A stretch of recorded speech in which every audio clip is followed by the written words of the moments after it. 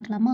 So might வந்துட்டு wishes இப்போ ஏதாச்சும் ஒரு சந்தேகம் நமக்கு வருது அப்படின்ற இடத்துல, அப்புறம் getting permission and giving permission and less probable. So இந்த மாதிரி இடத்துலலாம் நம்ம வந்து மைட் யூஸ் பண்ணலாம்.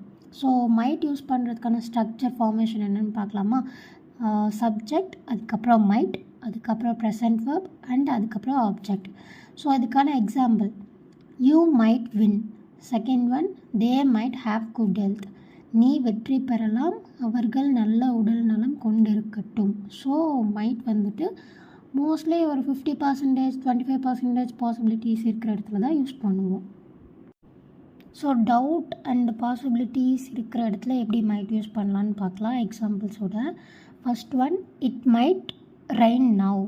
ஸோ மழை இப்பொழுது வரலாம். அது வந்து 25% தான் சான்ஸ் இருக்குது. இது வந்தாலே வரலாம், இல்லைனாலும் இல்லை அப்படின்ற மாதிரி. Second one, she might pass in the exam. இதுவும் 25% சான்ஸ் தான். அவள் தேர்வில் வெற்றி பெறலாம். அப்படின்னா பாஸ் ஆகலாம், அப்படி இல்லைனாலும் இல்லை. அது வந்து 25% தான் அந்த சான்ஸ் இருக்குது.